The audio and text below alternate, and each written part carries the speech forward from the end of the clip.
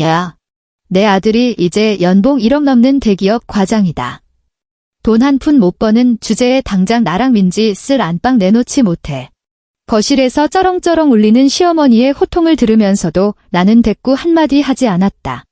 그저 미소를 지으며 앞치마를 풀었고 현관문 도어록 비밀번호를 띡띡 누른 뒤 뒤도 돌아보지 않고 친정으로 가버렸다. 연봉 1억이면 황제라도 되는 줄 아나? 말이나 되는 소리를 해야지. 그래, 당신들 그 대단한 황족 나부랭이들끼리 내가 없는 지옥을 직접 맛보시지. 불과 닷새 뒤 하늘 높은 줄 모르고 기고만장하던 그 마마보이 남편은 전화통을 붙잡고 짐승처럼 울부짖었다. 여보, 제발 빨리 돌아와 줘. 나 저 사람들한테 시달려서 미쳐버릴 것 같아. 본격적인 이야기에 앞서 여러분은 지금 어디서 이 라디오를 듣고 계신지 댓글로 남겨주세요. 여러분이 계신 그곳에 늘 행운이 가득하기를 바랍니다. 자, 그럼 편안한 마음으로 제 이야기에 귀 기울여 주세요.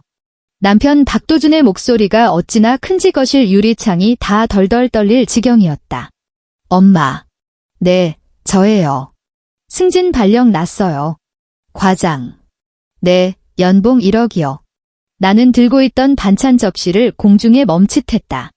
도준은 휴대폰을 움켜쥐고 거실 소파와 텔레비전 사이를 쉴 새 없이 오갔다.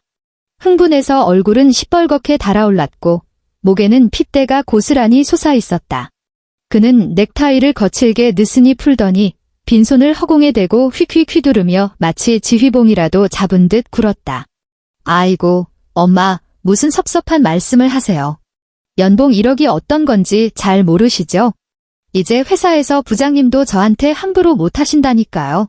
네, 오늘 딱 인사 발령 났어요. 걱정 마세요. 앞으로 이 아들이 떵떵거리며 호강시켜 드릴 테니까. 전화를 끄는 그는 획 돌아서더니 가슴을 한껏 쫙 폈다. 내 손에 들린 반찬들을 쓱 훑어보던 그의 미간이 찌푸려졌다. 이 좋은 날에 고작 이런 걸 먹는다고? 그거 다 치워. 우리 비싼 거 시켜 먹자. 참치회 어때? 이미 밥 다 차렸어. 나는 반찬 접시를 식탁 위에 내려놓았다. 젓가락이 밥그릇 가장자리에 부딪히며 챙그랑 맑은 소리를 냈다. 도준은 입술을 비죽거리며 의자를 빼고 앉았다. 나를 보는 그의 눈빛에는 예전에는 없던 오만함이 잔뜩 묻어 있었다. 회사에서 막 실권을 잡은 상사들이 말단 직원을 깔아뭉갤 때 짓던 바로 그 눈빛이었다. 마음대로 해. 어차피 다음 달부터 통장에 찍히는 숫자 보면 당신도 기절할 걸. 그는 숟가락을 들어 국물을 한 입 떠먹더니 곧바로 탁 내려놓았다. 국이 다 식었잖아. 가서 좀 데워와. 나는 그를 가만히 쳐다보았다. 그는 나와 눈도 마주치지 않고 휴대폰을 집어들더니 인터넷 기사를 쓱쓱 넘겨보기 시작했다. 국그릇을 집어들고 주방으로 들어가 전자레인지 버튼을 눌렀다. 전자레인지가 돌아가는 웅웅거리는 소리가 주방에 맴돌았다. 바로 그때 현관 쪽에서 귀를 찌르는 날카로운 소리가 들려왔다. 누군가 도어록 비밀번호를 누르고 있었다. 나는 고개를 돌렸다. 도준도 휴대폰을 내려놓고 현관 쪽으로 고개를 쭉 뺐다. 연달아 비밀번호 누르는 소리가 이어졌다. 띠리릭 하며 문이 열리는 경쾌한 알림음이 울렸다. 묵직한 철제 현관문이 벌컥 열렸다. 아이고, 힘들어 죽겠네. 이놈의 계단은 왜 이렇게 가파른 거야? 시어머니 조정숙의 우렁찬 목소리가 거실로 곧장 들이닥쳤다. 이어서 커다란 빨간색 파란색 줄무늬 타포린 짐가방 2개가 현관 타일 위로 쿵 하고 무겁게 떨어지며 둔탁한 소리를 냈다. 시어머니 뒤를 따라 들어온 건 시누이 박민지였다. 커다란 핑크색 캐리어를 질질 끌고 온 시누이의 양어깨에는 명품 쇼핑백이 2개나 걸려 있었다. 그녀는 한 손으로 얼굴에 부채질을 해대며 신고 있던 명품 운동화를 발로 툭툭 벗어 던졌다. 엄마, 좀 살살 놔. 그 안에 내 화장품 다 들었단 말이야. 민지는 투덜거리며 실내화도 신지 않은 채 맨발로 거실을 훅 밟고 들어왔다. 나는 주방과 거실의 경계선에 선 채 이 뜬금없는 상황을 가만히 지켜보았다. 도준은 소파에서 벌떡 일어나 그 자리에 얼어붙었다. 엄마. 민지야. 아니, 갑자기 여긴 어쩐 일이세요? 전화라도 한 통 하시지. 시어머니 조정숙은 옷에 묻은 먼지를 툭툭 털어내더니 거실 한가운데로 성큼성큼 걸어와 도준이 방금 전까지 앉아있던 소파에 털썩 주저앉았다. 그러고는 다짜고짜 거실 탁자 위에 있던 리모컨을 집어들고 텔레비전 볼륨을 팍 높였다. 전화는 무슨 전화? 내가 내 아들 집에 오는데 예약이라도 해야 하니 시어머니는 도준을 한번 흘겨보고는 내 쪽으로 시선을 돌렸다. 야, 너는 거기 멍하니 서서 뭐 하는 게야? 나랑 민지가 이 무거운 짐을 바리바리 싸들고 온 거 안 보여? 당장 찬물이라도 안 내오고 못해. 사람 목말라 죽는 꼴 보고 싶어? 나는 움직이지 않았다. 문을 꽉 막아버릴 듯 산더미처럼 쌓인 현관의 짐 뭉치를 번갈아 보았다. 이게 다 무슨 뜻인가요? 짐은 왜 이렇게 많이 가져오셨어요? 내가 물었다. 목소리는 차분했다. 시어머니가 탁 소리가 나게 리모컨을 탁자 위에 내리쳤다. 무슨 뜻이긴. 내 아들이 이제 대기업 과장으로 승진해서 연봉 1억을 받는다. 연봉 1억. 이렇게 돈을 긁어 모으는데 나랑 민지가 계속 그다 쓰러져가는 시골집 구석에 박혀 있어야겠니? 오늘부터 우리도 여기서 같이 살 거다. 시어머니는 턱을 치켜들고 당당하게 나를 쏘아보며 허공에 대고 삿대질까지 해댔다. 잘 들어라. 내 아들이 이제 신분이 달라졌단 말이다. 내가 뼈 빠지게 키워놨으니 이제 그 덕 좀 봐야지. 너는 앞으로 우리 수발이나 잘 들어라. 매일 아침 국은 펄펄 끓게 덮여놓고 빨래는 무조건 손빨래로 해. 민지가 지금 직장도 없고 서울에서 좋은 혼처를 구해야 하니까 내가 새언니로서 신경 좀 팍팍 쓰고. 나는 고개를 돌려 도준을 쳐다보았다. 도준은 내 시선을 슬그머니 피했다. 그는 정수기 쪽으로 가더니 컵을 꺼내 얼음물을 가득 받아 꿀꺽꿀꺽 마셔댔다. 내게 등까지 돌린 채 아무 소리도 못 들은 척 연기를 하고 있었다. 언니, 우리 오빠 이제 완전 급이 다르잖아요. 안방 쪽에서 민지의 목소리가 들려왔다. 나는 그쪽으로 걸어갔다. 안방 문이 활짝 열려 있었다. 민지는 내가 쓰는 화장대 앞에 앉아 내가 평소 바르던 수분 크림통을 들고 있었다. 그녀는 미간을 팍 찌푸린 채 마치 죽은 팔이라도 잡은 것처럼 두 손가락으로 그 플라스틱 통을 끄트머리만 쥐고 있었다. 언니, 마트에서 파는 이런 싸구려를 아직도 써요. 어휴, 진짜 어이가 없네. 오빠가 회사 동료라도 데려왔다가 안방에 이런 싼 티 나는 게 떡하니 있으면 얼마나 망신이겠어요? 앞으로는 백화점에서 파는 고급 브랜드로 사다 놔요. 나도 같이 쓸 거니까. 민지는 그 크림통을 쓰레기통에 툭 던져버렸다. 툭 하는 둔탁한 소리가 났다. 안방 침대가 제법 크네. 민지는 자리에서 일어나더니 나와 도준이 쓰는 침대 위로 훌쩍 엎어졌다. 양말을 신은 발로 하얀 침대 시트를 쓱쓱 문지르기까지 했다. 나 잠자리 바뀌면 예민해서 잘 못 자는데? 언니 잠버릇도 험하잖아요. 나 깨면 안 되니까 언니가 저기 작은 손님방으로 가요. 안방은 내가 쓸 테니까. 나는 안방 문턱에 가만히 서 있었다. 복도의 조명이 내 등을 비추고 있었다. 내 시선은 쓰레기통에 처박힌 크림통을 지나 내 침대 시트 위를 뒹굴거리는 민지를 거쳐 거실에서 다리를 꼬고 텔레비전을 보는 시어머니를 스쳐 마지막으로 주방에서 아직도 등을 돌린 채 물컵만 꽉 쥐고 있는 남편에게 닿았다. 유리컵 겉면에 물방울이 맺혀 있었다. 도준의 손가락이 무의식적으로 그 물방울을 문지르고 있었지만 그는 끝내 뒤돌아보지 않았다. 나는 소리 지르지 않았다. 등 뒤로 손을 뻗어 앞치마 끈을 풀었다. 부드러운 천이 어깨에서 스르르 흘러내렸다. 식탁 의자 위에 앞치마를 툭 던져두었다. 안방으로 걸음을 옮겼다. 민지가 즉각 침대에서 몸을 일으키며 경계하는 눈빛으로 나를 쳐다봤다. 뭐 하려고요? 나는 대꾸하지 않았다. 옷장 문을 활짝 열고 제일 밑단에 있던 까만색 여행용 더플백을 꺼냈다. 지퍼를 쫙 열고 옷걸이에 걸려있던 블라우스와 바지 몇 벌을 확 잡아 채워 개지도 않은 채 가방 안으로 쑤셔 넣었다.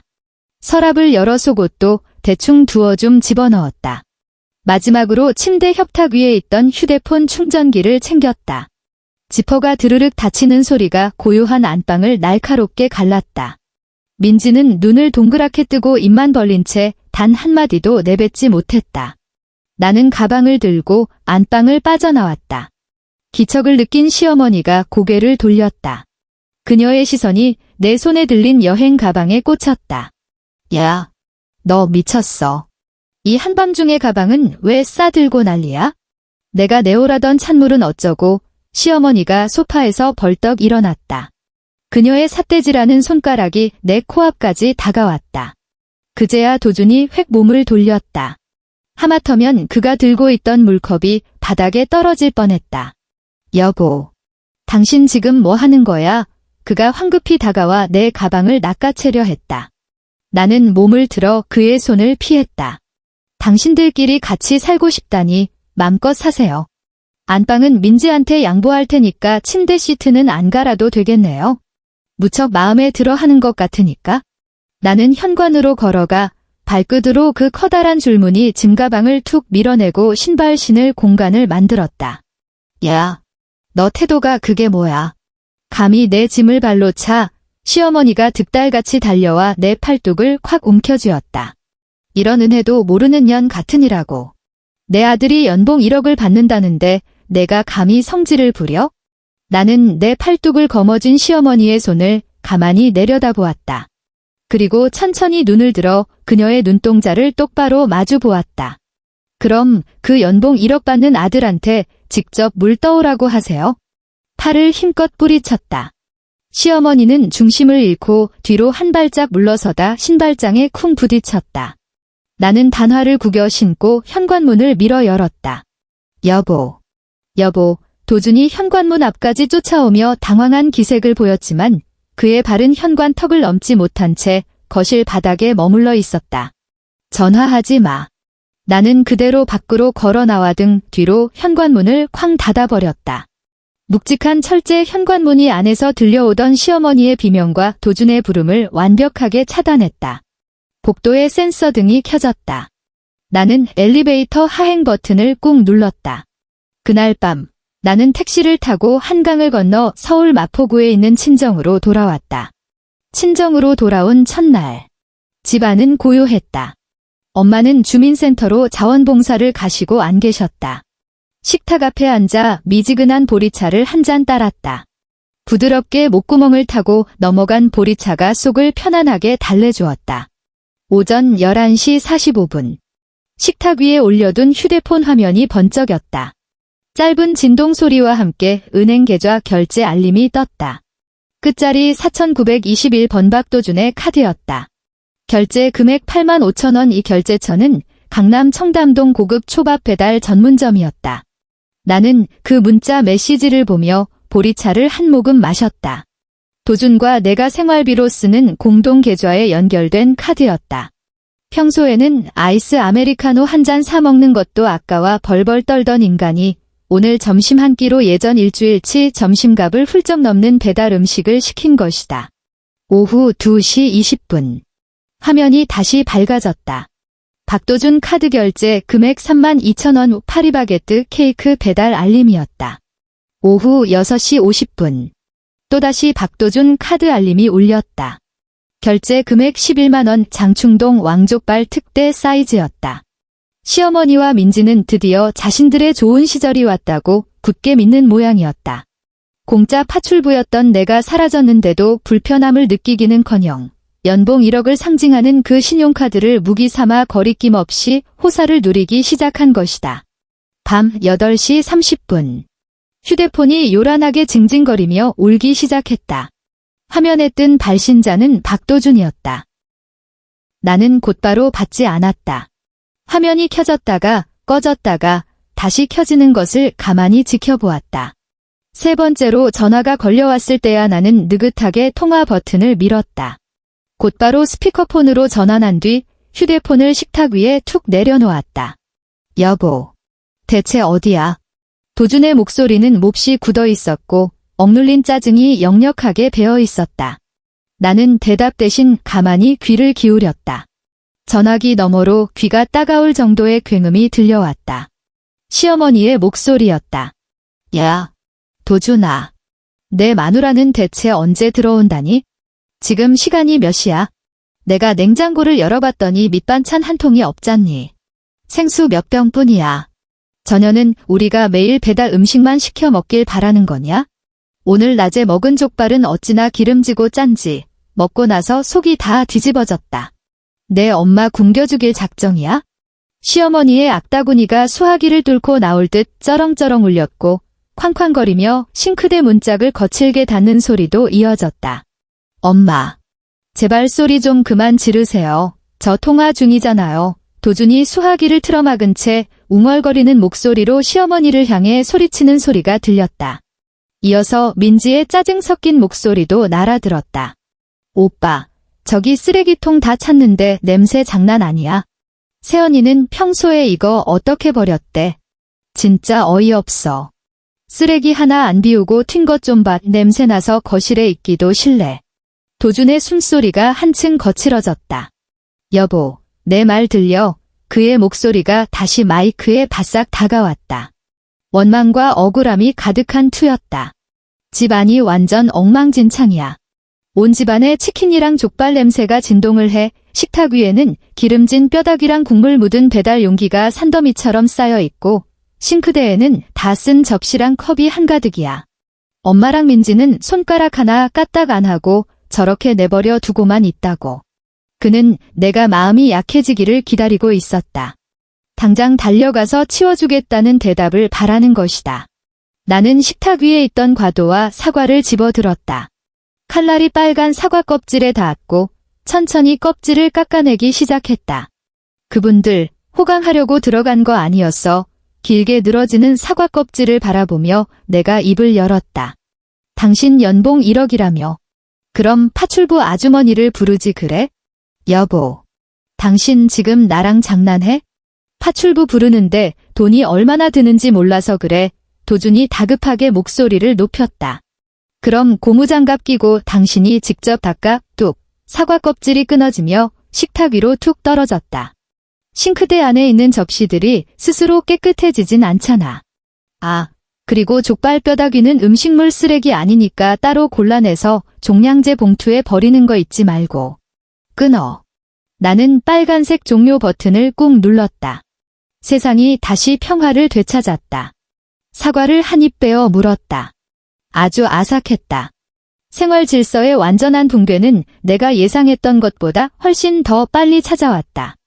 사흘째 되던 날 아침 7시 30분. 아직 잠자리에 누워있는데 휴대폰 벨소리가 요란하게 울렸다. 눈을 비비며 휴대폰을 확인해보니 모르는 유선 전화 번호였다.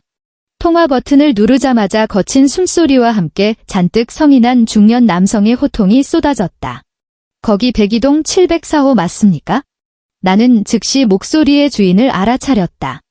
아파트 경비실의 김씨 아저씨였다. 예전에 비상 연락망에 내 번호를 적어둔 탓에 나에게로 직통 전화를 건 모양이었다. 네, 아저씨. 전데요. 무슨 일 있으신가요? 나는 몸을 일으켜 앉았다. 아이고. 사모님. 댁내 집 대체 왜 그럽니까? 나 진짜 돌아버리겠네. 김 아저씨의 목소리가 부들부들 떨리고 있었다. 수화기 너머로는 다른 주민들의 웅성거리는 불만 소리까지 섞여 들려왔다. 아저씨, 진정하시고 천천히 말씀해 보세요. 조금 전 쓰레기 수거 차량이 왔는데 말입니다. 내가 사모님 댁에서 내놓은 파란색 일반 쓰레기 종량제 봉투를 번쩍 들었더니 밑바닥에 구멍이 뻥 뚫려버린 겁니다. 그 안에 족발 뼈다귀에 양념 잔뜩 묻은 치킨뼈에 먹다 남은 김치찌개 국물에 물티슈까지 잔뜩 쑤셔박아 놨더라고요. 시뻘건 기름물이 바닥에 줄줄 새고 엘리베이터 앞이 온통 비린내에 썩은 내로 진동을 합니다. 아니, 뼈다귀를 어떻게 국물도 안 떼고 종량제 봉투에 다 때려 넣습니까? 이건 기본 상식 아닙니까? 김 아저씨는 갈수록 언성을 높였고 고막이 찢어질 듯 쩌렁쩌렁한 목소리가 귓가를 때렸다. 한국의 분리수거 규정은 몹시 엄격하다.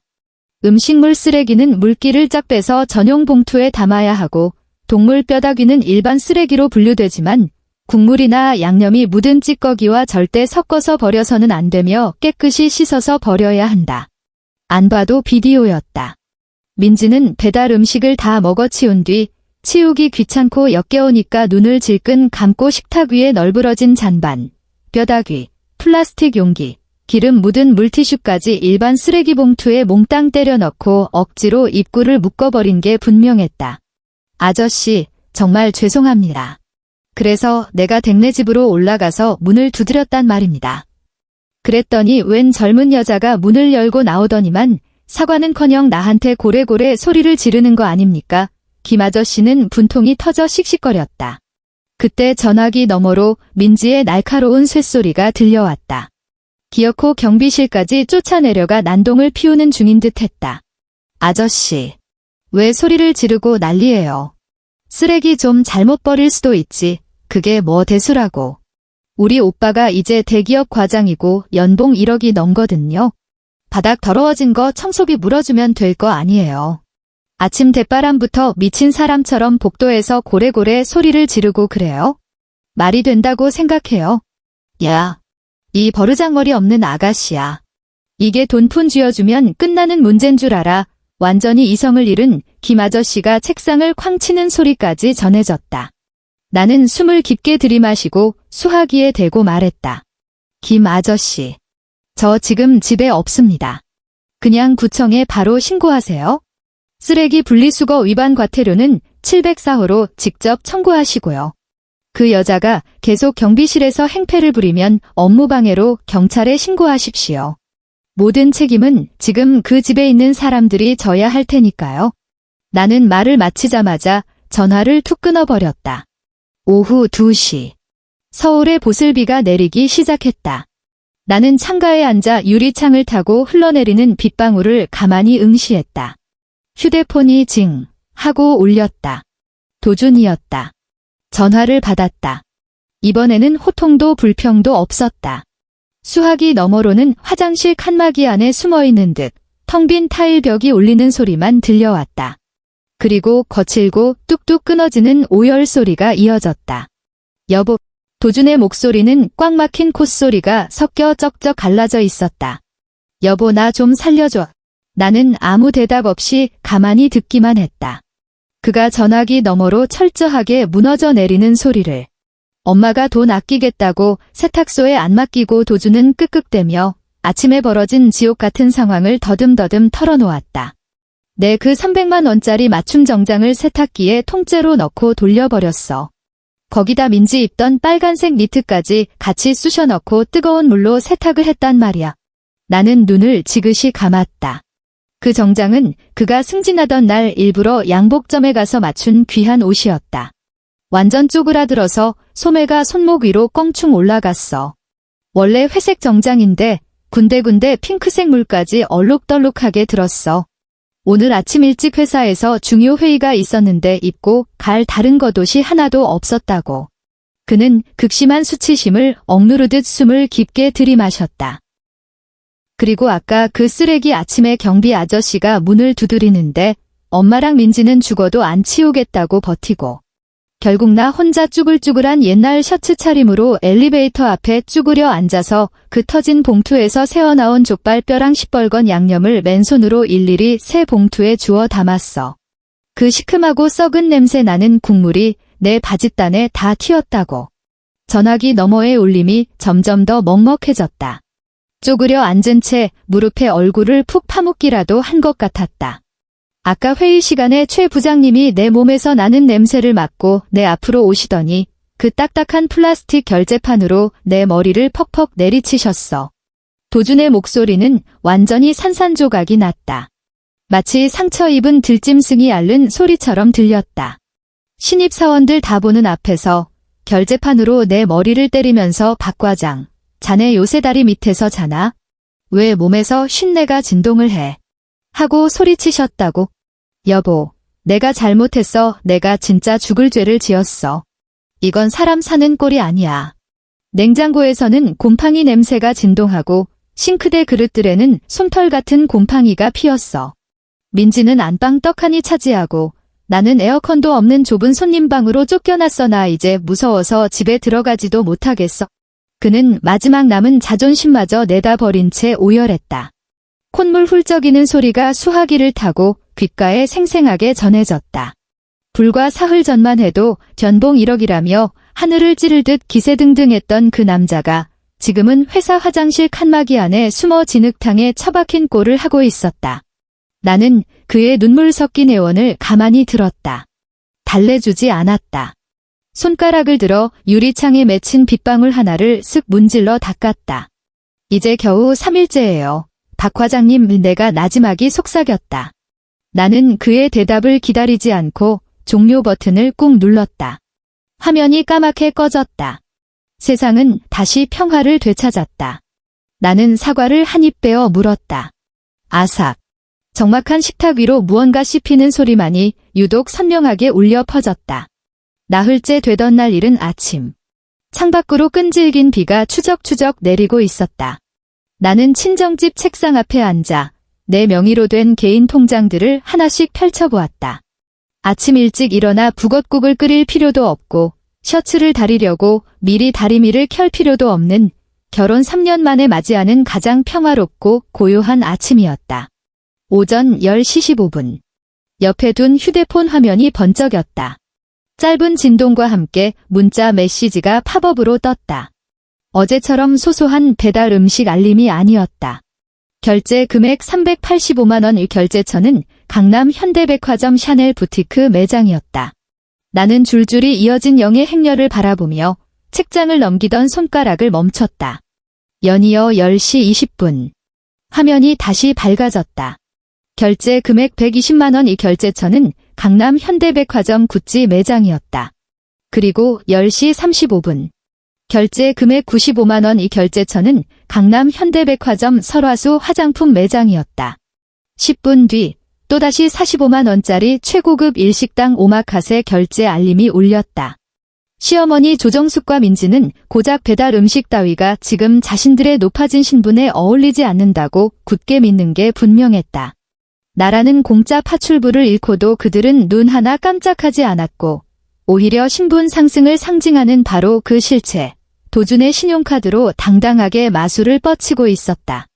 그 카드는 우리가 매달 생활비를 넣어두는 공동계좌와 연결되어 있었지만 신용 한도는 1,500만 원이나 되었다. 예전에는 내가 마트에서 조금 비싼 한우라도 한 팩 집어들면 결제 문자를 받은 도준이 곧장 전화를 걸어와 대기업 과장도 더 넓은 전셋집으로 이사하려면 돈을 모아야 한다며 은근슬쩍 눈치를 주곤 했었다. 그런데 지금 단 하룻밤도 아니고 오전 반나절 만에 600만 원이 넘는 돈이 허공으로 사라져 버린 것이다. 나는 휴대폰을 뒤집어 책상 위에 엎어두었다. 화가 나기는커녕 그저 이 상황이 헛웃음이 날 만큼 우스웠다. 서랍을 열어 내 인감도장을 꺼내려 했다. 당장 은행으로 가서 계좌부터 분리할 생각이었다. 하지만 서랍 맨 밑바닥 나무판에 손끝이 닿는 순간 나는 움직임을 멈췄다. 내 개인 인감도장과 보증금 3억 원이 걸린 전세 계약서 원본. 그 중요한 것들이 모두 그 집 안방에 있는 금고 안에 고스란히 들어있었다. 나는 자리에서 일어나 외출복으로 갈아입고 우산을 챙겨 들었다. 낮 12시 나는 지하철을 타고 한강을 건너 다시 우리 아파트로 돌아갔다. 백이동 공동 현관문 앞에 도착했다. 우산사를 타고 빗물이 뚝뚝 떨어졌다. 나는 곧바로 들어가지 않고 화단 옆에 잠시 멈춰 섰다. 엘리베이터 입구에서부터 1층 로비까지 공기 중에 시큼하고 역겨운 악취가 희미하게 맴돌고 있었다. 어제 민지가 일반 쓰레기 봉투에 쑤셔박아 넣었던 족발 뼈다귀가 남긴 참담한 흔적이었다. 엘리베이터가 7층에서 멈췄다. 밖으로 걸어 나와 704호 철제 현관문에 채 다가가기도 전이었다. 집안에서 짐승이 울부짖는 듯한 포효 소리가 터져나왔다. 도준의 목소리였다. 그의 목청은 인사 발령장을 받았던 그날보다 훨씬 더 컸고 목이 찢어져라 악을 쓰는 통에 쇳소리마저 섞여 있었다. 그 두꺼운 방음 현관문조차 그의 비명을 막아내지 못했다. 엄마, 진짜 미치셨어요. 누가 내 지갑에서 함부로 카드 빼가라고 했어요. 나는 초인종을 누르지 않고 문 밖에 가만히 서 있었다. 야, 내 놈 입버릇이 그게 뭐야. 어미한테 미쳤냐니 시어머니의 날카로운 쇳소리가 곧장 문짝을 뚫고 날아들었다. 카드를 빼가다니. 아침에 내가 엎어져 자길래 내가 내 카드 가져가서 물건 좀 산 게 뭐 어때서. 내가 너 뼈 빠지게 키워서 대학까지 다 가르쳐놨더니 이제 출세해서 연봉 1억을 받는다고? 나랑 내 여동생이 그깟 돈 좀 쓴 게 무슨 대수라고 이 난리야. 이건 우리가 당연히 누려야 할 권리야. 이 몹쓸 불효자식 같으니라고. 고작 그깟 돈 몇 푼 때문에 어미한테 고래고래 소리를 질러? 이게 말이나 되는 짓거리냐. 그깟 돈이요. 도준의 목소리는 절망으로 부들부들 떨리고 있었다. 단 반나절 만에 엄마랑 민지가 600만 원을 넘게 긁었잖아요. 그 카드 한도가 당장 바닥나게 생겼다고요. 그리고 연봉 1억, 그거 세전 금액이에요. 1년에 걸쳐서 쪼개서 나오는 거지 오늘 당장 내 통장에 1억이 꽂히는 게 아니란 말입니다. 엄마랑 민지가 사들인 그 명품 가방들, 다음 달 카드값은 대체 누가 갚을 건데요? 그럼 내 마누라 돈으로 갚으면 될 거 아니냐? 시어머니가 탁자를 쾅쾅 내리치는 둔탁한 소리와 함께 당당하게 맞받아쳤다. 그년이 우리 집에 시집을 왔으면 당연히 집안 살림의 보탬이 돼야지. 지금 친정으로 도망가서 뻔뻔하게 무의도식하고 있는 주제에 며느리 된 도리라고는 눈꼽만큼도 없는 년 통장 돈 좀 꺼내서 빚 갚는 게 뭐 어때서. 엄마. 그 사람 통장에 있는 돈은 전세 보증금 올려줄 때 써야 할 돈이라고요. 서울 하늘 아래서 공짜로 살 수 있는 집이 있는 줄 아세요? 오빠도 참 너무 오버하는 거 아니야. 신우이 민지의 나른한 목소리가 끼어들었다. 노골적인 경멸이 잔뜩 묻어 있었다. 오빠 지금 대기업 과장이잖아. 오빠 가족이 어디 가서 찌질하게 낡은 옷이나 입고 다니면 그게 다 오빠 얼굴에 먹칠하는 거라고. 내가 이 가방을 왜 샀겠어?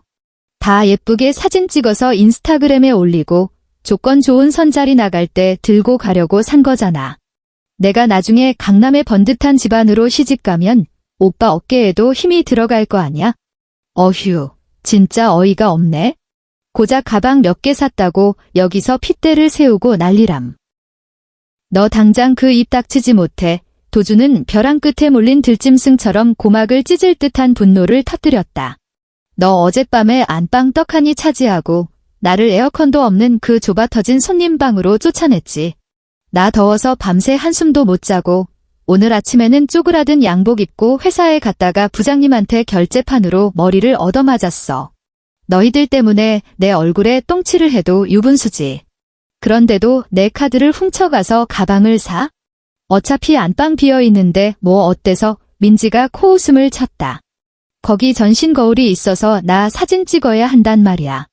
그리고 오빠 몸에서 나는 그 호랍이 쉰내 말인데 오빠가 안방에서 자면 내 깨끗한 침대 시트의 냄새 다 뵐 거 아니야.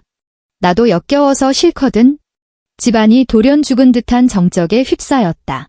그리고 곧바로 무거운 물건이 바닥에 나뒹구는 둔탁한 소리와 함께 민지의 날카로운 비명이 터져나왔다. 당장 그 가방 내놔. 당장 가서 환불할 거니까. 모조리 다 환불할 거라고. 아, 오빠 미쳤어. 이거 안 놔. 이거 내 거란 말이야. 도준아, 너 돌아버렸어? 당장 내 동생한테서 손 떼지 못해. 현관문 너머로 집안은 완전히 아수라장이 되어 있었다. 나는 천천히 손을 들어 도어록 숫자판을 눌렀다. 띠리릭 하고 방음문이 열리는 경쾌한 알림음이 마치 날카로운 칼날처럼 집안의 난동을 단숨에 베어버렸다. 나는 현관문을 쫙 밀고 들어갔다. 현관 센서 등이 환하게 켜졌다. 나는 며칠째 문 앞을 가로막고 있는 그 시퍼런 줄무늬 짐가방들을 훌쩍 넘어섰다. 빗물이 뚝뚝 떨어지는 우산을 구석에 세워두고 실내화로 갈아 신은 뒤 거실로 걸음을 옮겼다. 보일러도 켜지 않았는데 거실 공기는 숨이 턱 막힐 정도로 탁하고 역겨웠다. 눅눅한 치킨 기름 냄새, 비릿한 족발 냄새, 시큼하게 썩어가는 쓰레기 악취가 시어머니와 민지 몸에서 뿜어져 나오는 독한 향수 냄새와 뒤엉켜 밀폐된 공간에 꽉 들어차 있었다. 널찍한 식탁 위에는 아직 버리지도 않은 배달 용기들이 산처럼 쌓여 있었고 그 위로 똥파리들이 윙윙거리며 날아다녔다. 거실 한가운데서 세 사람의 움직임이 조각상처럼 굳어버렸다. 시어머니는 도준의 허리를 사생결단으로 끌어안고 있었다. 도준은 까만색 샤넬 쇼핑백을 양손으로 꽉 움켜쥔 채였고 입고 있는 옷은 구깃구깃했으며 넥타이는 한쪽으로 비스듬히 돌아가 있었다. 한때는 최고급이었을 그의 맞춤 정장은 소매가 손목 위로 껑충하게 쪼그라든 데다 우스꽝스러운 핑크색 물이 얼룩덜룩 들어 있었다.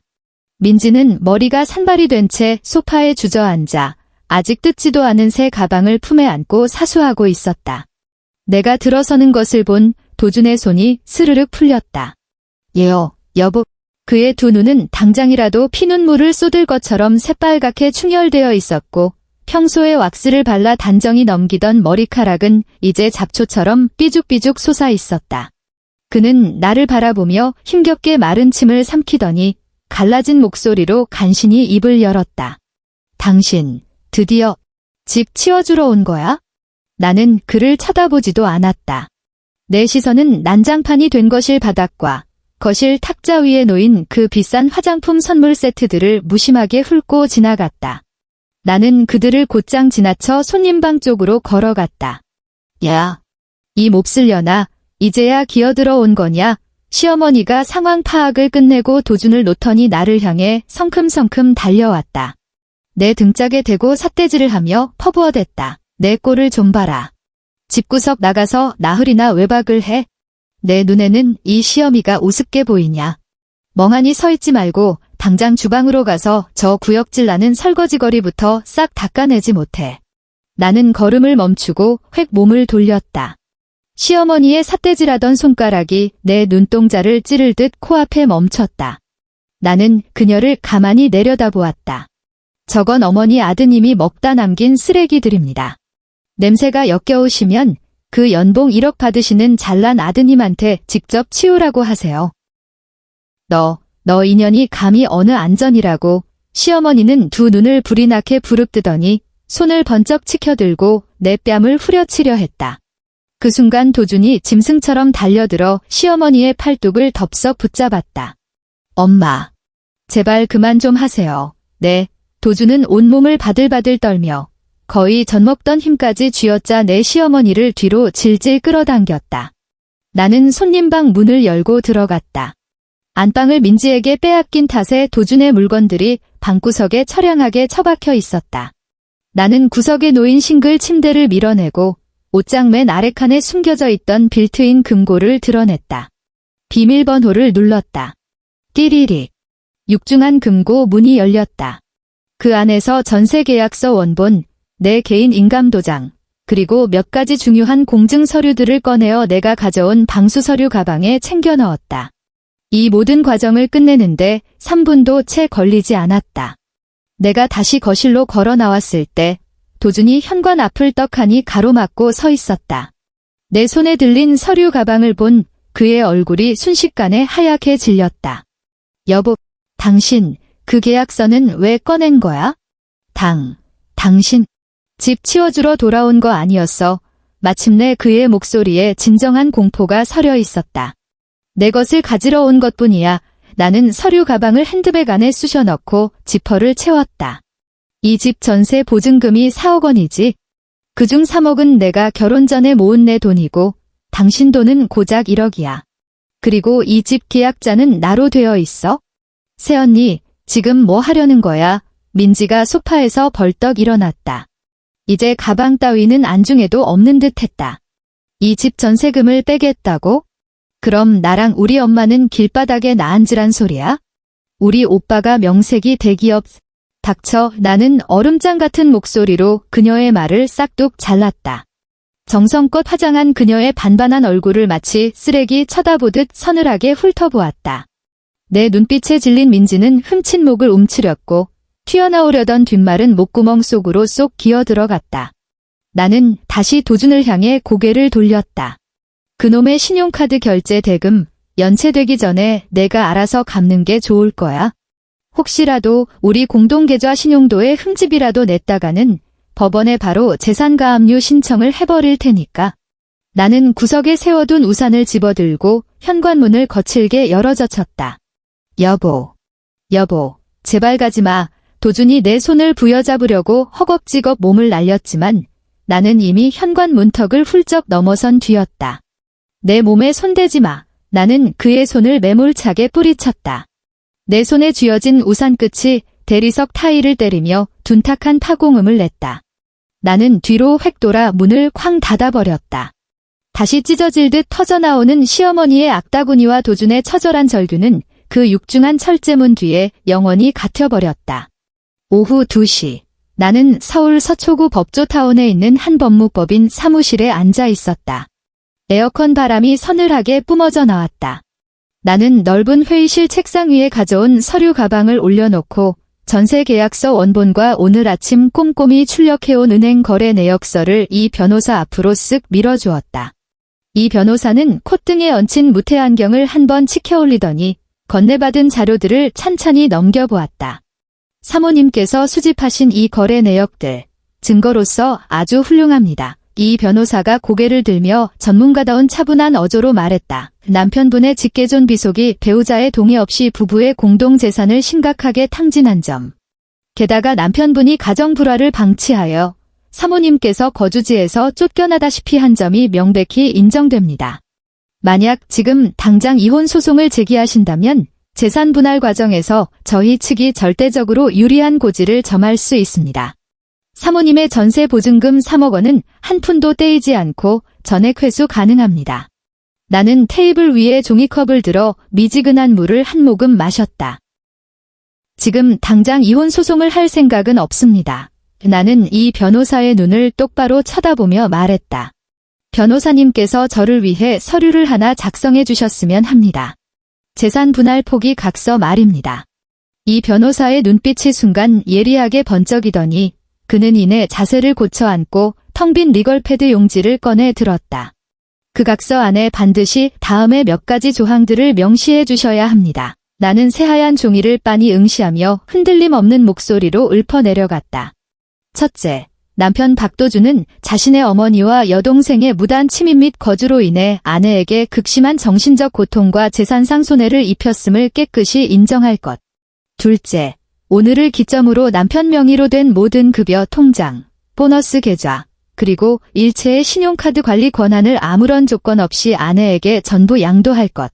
셋째, 만약 훗날 남편이 아내의 동의 없이 다시 직계존 비속을 집에 들이거나 몰래 50만 원 이상의 금전적 지원을 할 경우 이를 남편의 중대한 유책 사유로 간주한다. 이로 인해 이혼 소송이 발생할 시 남편은 현재 거주 중인 전셋집 보증금 중 본인의 지분인 1억 원에 대한 분할 청구권을 자발적으로 포기하고 그 어떤 재산도 요구하지 않은 채 맨몸으로 집을 나간다. 이 변호사의 펜 끝이 종이 위를 바쁘게 스치며 사각사각 소리를 냈다. 사모님이 그가 펜을 멈추고 나를 쳐다보았다. 이 각서는 조건이 굉장히 가혹합니다. 법적 효력을 갖추게끔 작성해 드릴 수는 있지만 과연 남편분께서 순순히 도장을 찍고 인감증명서를 떼어주실까요? 대기업 직원들은 자신의 전 재산이 걸린 이런 민감한 문서에 대해서는 방어 기제가 엄청납니다. 찍게 될 겁니다. 나는 자리에서 일어나 전세 계약서를 다시 가방 안에 차곡차곡 갈무리했다. 왜냐하면 그 인간이 세상에서 가장 목숨 거는 게 바로 그 잘난 대기업 명함과 체면이거든요. 이걸 거부하면 곧바로 이혼 소송장이 날아갈 텐데 각 과장 타이틀을 단 놈이지 엄마랑 여동생이 마누라 재산을 거덜내는 걸 방조했다는 이유로 법정에 서게 되면 그 회사의 좁은 바닥에서 그의 남은 직장 생활은 그걸로 끝장나는 거니까요. 무엇보다도 나는 세상 그 누구보다 도준이라는 인간의 밑바닥을 뼈저리게 잘 알고 있었다. 그는 그 흡혈귀 같은 모녀를 혼자서 감당해낼 용기 따위는 눈꼽만큼도 없는 겁쟁이다. 그는 내가 당장 돌아가서 다시 그 지긋지긋한 앞치마를 두르고 썩어 문드러지는 쓰레기 더미와 골치 아픈 집안일, 그리고 제 어미의 끝없는 탐욕 사이에서 든든한 방패막이가 되어주기를 간절히 바라고 있을 것이다. 자신이 누리던 그 안락한 기생충 같은 삶을 되찾을 수만 있다면 그는 영혼이라도 팔아넘길 위인이었다. 닷새째 되던 날 깊은 밤. 나는 친정집 거실 소파에 우두커니 앉아 있었다. 텔레비전 전원은 꺼져 있었고 오직 벽걸이 시계 초침만이 째깍째깍 미세한 소리를 내며 밤의 정적을 깨고 있었다. 밤 11시 45분. 거실 탁자 위에 올려둔 휴대폰 화면이 번쩍하고 켜졌다. 내 예상에서 단 1mm도 빗나가지 않은 발신자, 박도준이었다. 나는 휴대폰을 집어들고 통화 버튼을 쓱 밀었지만 아무 말도 하지 않았다. 수화기 너머로 타일 벽에 부딪혀 웅웅거리는 텅 빈 울림이 전해졌다. 보나마나 또 화장실 칸막이 안으로 기어 들어간 모양이었다. 곧이어 도저히 억누르지 못하는 처절한 오열이 터져나왔다. 여보, 도준의 목소리는 완전히 갈라져 쇳소리가 났고 마치 산산이 조각난 빈 껍데기처럼 공허하게 들렸다.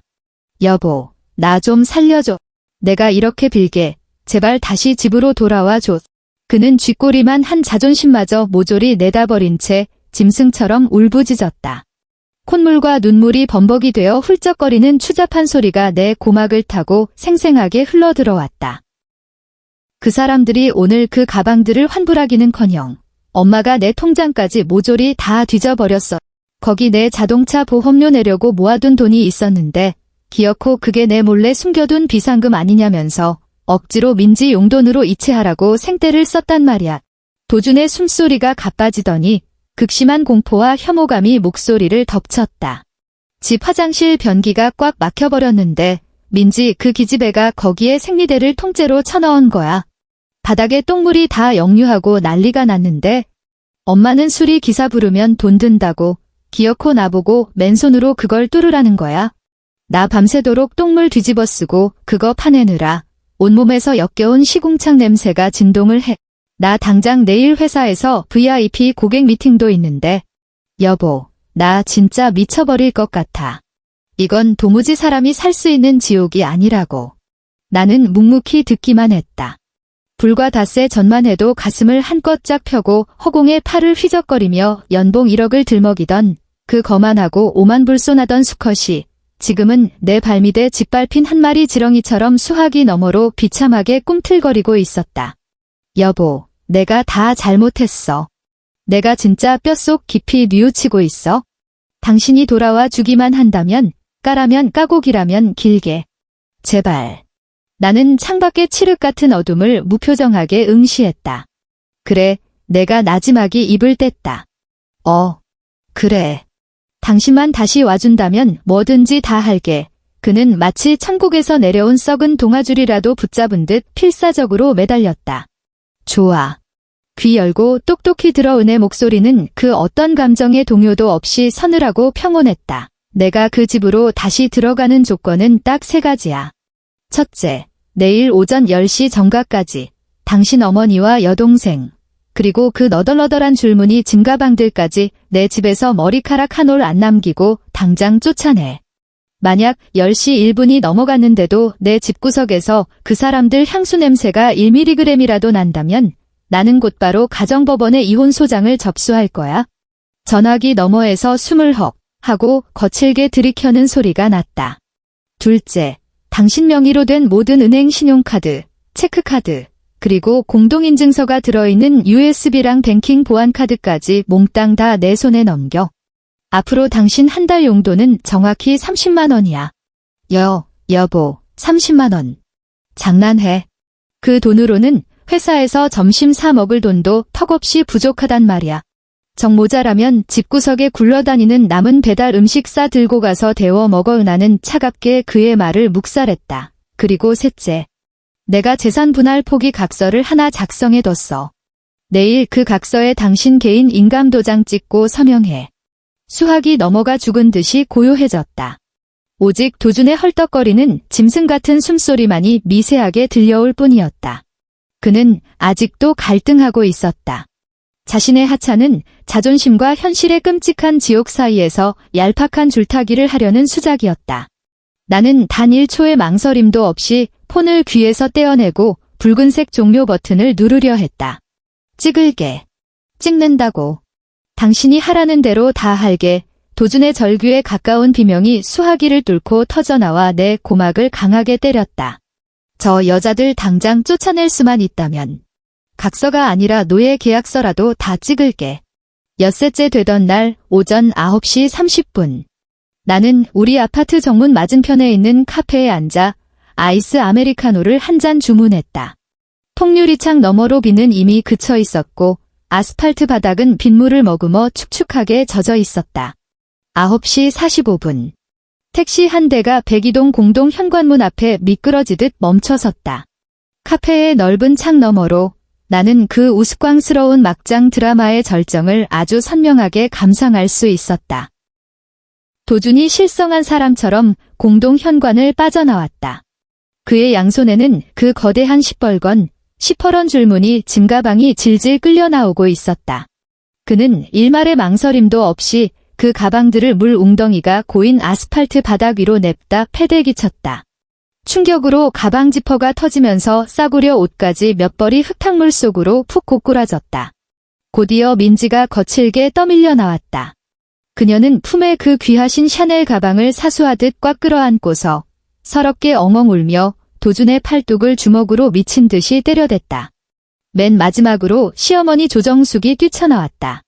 산발이 된 머리에 신발도 제대로 꺾어 신지 못한 그녀는 노발대발 방방 뛰며 도준의 등짝을 손바닥으로 퍽퍽 후려갈겼다.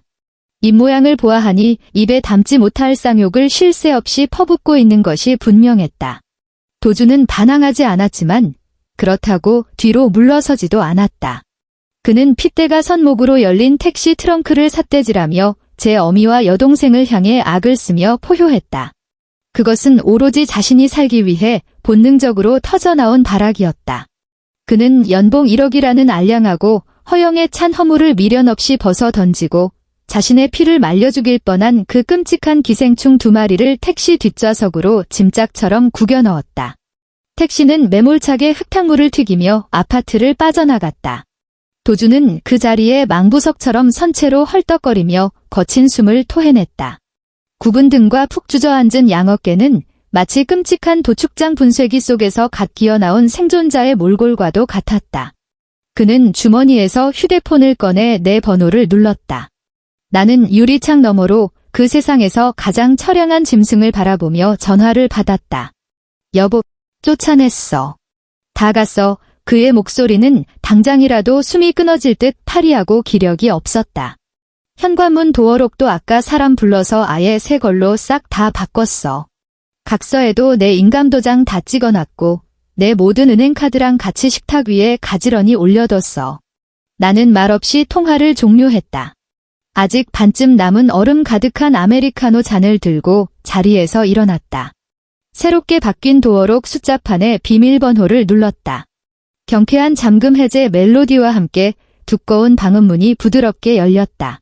집 안으로 들어서자 코를 찌르는 독한 락스 냄새가 훅 끼쳐왔다. 그 산더미 같던 쓰레기들은 흔적도 없이 치워졌고 거실 바닥은 파리가 낙상할 정도로 뽀득뽀득하게 닦여 있었다. 안방문은 활짝 열려 있었는데 민지가 뒹굴었던 그 불결한 침대 시트와 이불 커버는 모조리 벗겨진 채 한쪽 구석에 쓰레기처럼 내팽개쳐져 있었다. 저녁 7시. 나는 식탁 상석에 자리를 잡고 앉았다. 내 앞에는 반찬 가게에서 갓 사온 정갈한 밑반찬 몇 접시와 뚝배기에서 김이 모락모락 피어오르는 미역국이 놓여 있었다. 그리고 그 옆에는 인감도장의 붉은 인주 자국이 선명하게 찍힌 재산 분할 포기 각서와 줄을 맞춰 나란히 정렬된 은행 카드들, 그리고 공동인증서가 든 USB가 놓여 있었다. 도준은 건조기에 돌려 팍 쪼그라든 낡은 셔츠를 입고 내가 식탁 의자에 팽개쳐두고 갔던 꽃무늬 앞치마를 허리에 질끈 동여맨 꼴을 하고 있었다. 그는 행주를 들고 싱크대 앞에 서서 어젯밤 막혔던 하수구 주변의 물때를 문자 그대로 광이 나게 박박 문지르고 있었다. 그의 몸놀림은 어찌나 눈치를 보는지 행여나 숨소리라도 크게 낼까봐 헐떡거림마저 참고 있는 듯했다. 바로 그때 현관 쪽에서 귀를 찢는 듯한 경고음이 날카롭게 울렸다. 누군가 바깥에서 틀린 비밀번호를 억지로 누른 것이다. 보나 마나 상황 파악을 못한 시어머니가 앙심을 품고 예전 비밀번호로 무단 침입을 시도하는 게 뻔했다. 만약 엿새 전이었다면 이 경고음을 듣는 순간 도준은 소파에 늘어져 앉아 귀머거리 흉내를 내며 얼음물이나 들이켰을 테고 나는 허겁지겁 숟가락을 내려놓고 현관으로 달려가 그 오만한 모녀를 굽신거리며 맞이했을 것이다. 하지만 지금 나는 눈썹 하나 까딱하지 않았다. 나는 그저 숟가락을 우아하게 들어 미역국을 한 입 천천히 떠먹을 뿐이었다. 도준은 그 쇳소리를 듣자마자 마치 고압전류에 감전된 사람처럼 행주를 팽개쳤다. 실내화도 채 신지 못한 맨발로 우당탕 현관으로 뛰쳐나갔다. 그는 방음문 앞에 양팔을 벌려 온몸으로 바리케이드를 치고는 마치 바깥에 식인 좀비라도 몰려온 것처럼 도어록 패널을 두려움에 찬 눈으로 노려보았다.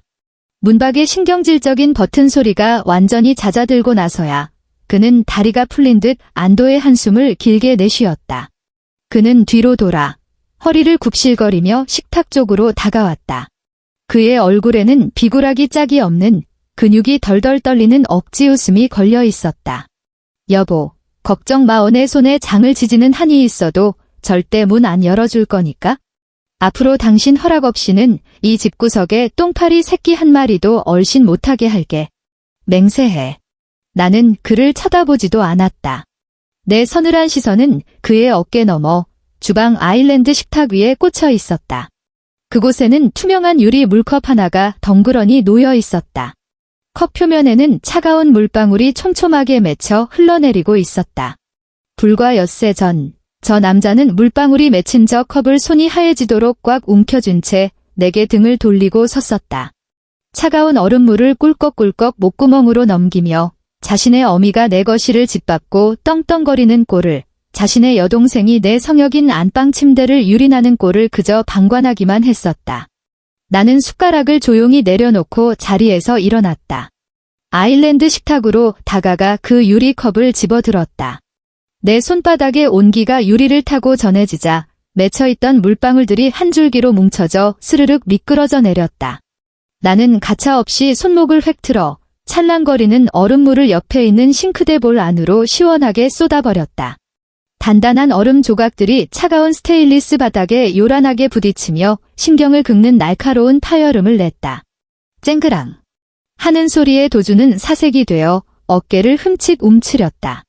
그는 앞치마 양옆으로 두 손을 차렷 자세로 붙인 채 그 자리에 꽁꽁 얼어붙어 숨소리조차 내지 못했다. 나는 천천히 고개를 돌려 바들바들 떠는 그를 나른하게 내려다보았다. 국이 다 식었잖아. 나는 아주 부드럽고 귓가에 속삭이듯 말했다. 가서 좀 데워와. 오늘 준비한 이야기는 여기까지입니다. 부디 이 이야기가 여러분의 속을 뻥 뚫어주는 사이다 같은 시간이 되었기를 바랍니다. 하루하루 매일매일 웃는 일만 가득하시길 바라며 저희는 다음 이야기에서 또 만나겠습니다. 감사합니다.